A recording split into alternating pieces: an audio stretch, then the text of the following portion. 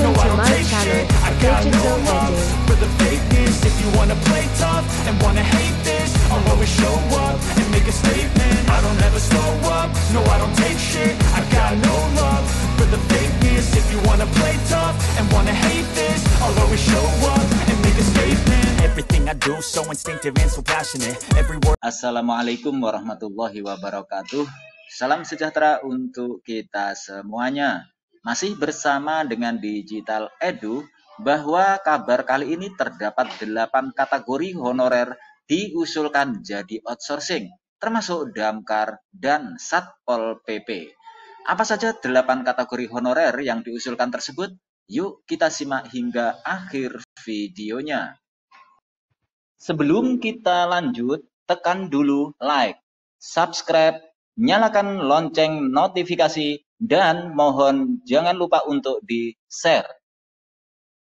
Pemerintah daerah dalam hal ini melalui Asosiasi Pemerintah Kota Seluruh Indonesia, APEKSI, mengusulkan agar kategori honorer yang dialihkan menjadi outsourcing ditambah.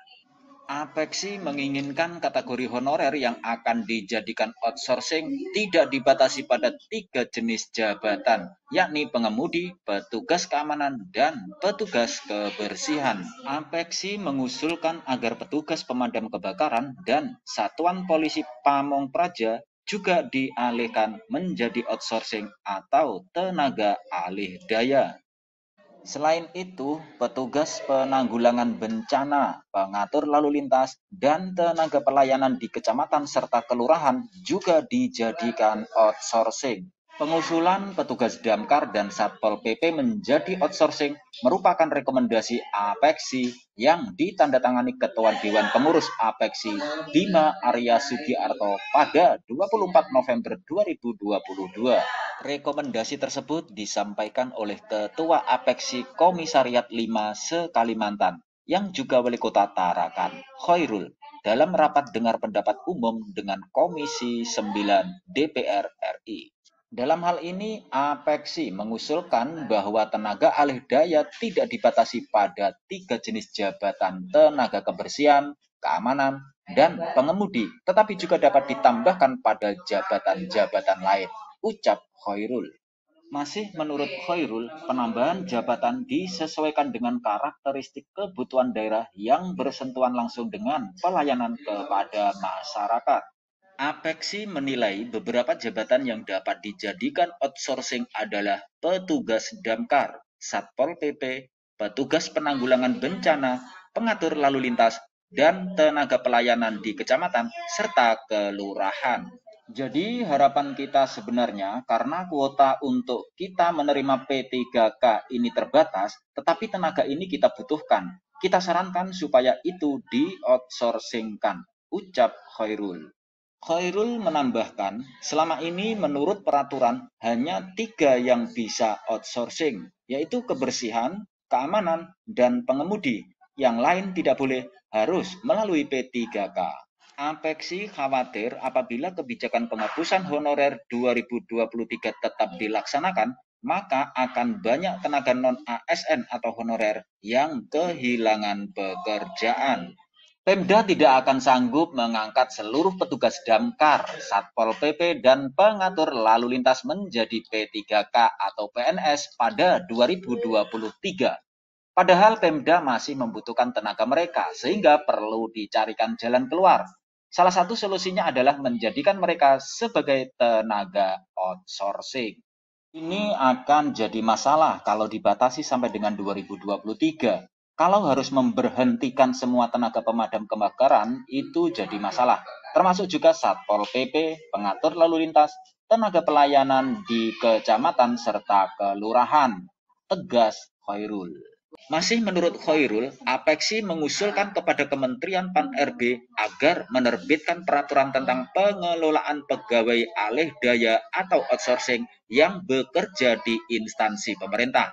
Nah, dalam hal ini Kementerian Pan-RB diminta mengkoordinasikan dengan Kementerian Tenaga Kerja terkait pemenuhan penyedia tenaga alih daya.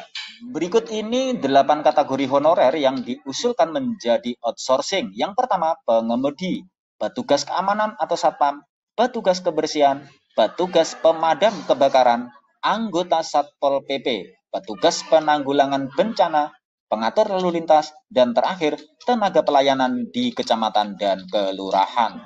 Khairul juga mengatakan bahwa Apexi juga merekomendasikan agar pemerintah dan DPR RI mengeluarkan kebijakan penundaan penghapusan honorer 2023 di instansi pemerintah.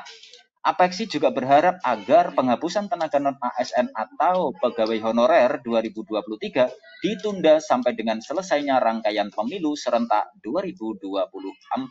Masih kata Khairul, banyak pemerintah daerah tidak siap dengan kebijakan pelaksanaan PP nomor 49 tahun 2018 tentang manajemen P3K.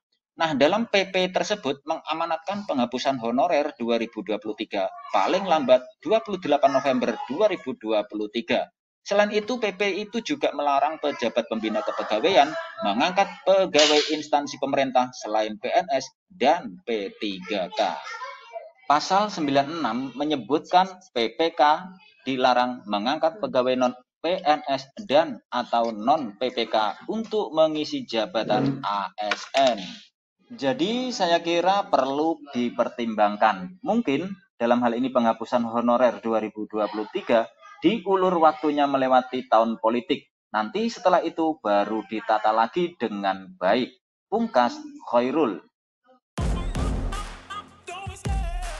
Demikian kabar hari ini, semoga bermanfaat. Terima kasih sudah menonton Digital Edu. Jangan lupa like, subscribe, dan nyalakan lonceng notifikasi agar selalu update info-info terbaru dari Digital Edu. Semoga kita diberi kemudahan dan kelancaran dalam segala urusan, diberi kesehatan, rezeki yang berkah, dan panjang umur. Saya mewakili Digital Edu, mohon maaf bila ada kekurangan. Sampai jumpa pada video selanjutnya. Sekian, wassalamualaikum warahmatullahi wabarakatuh.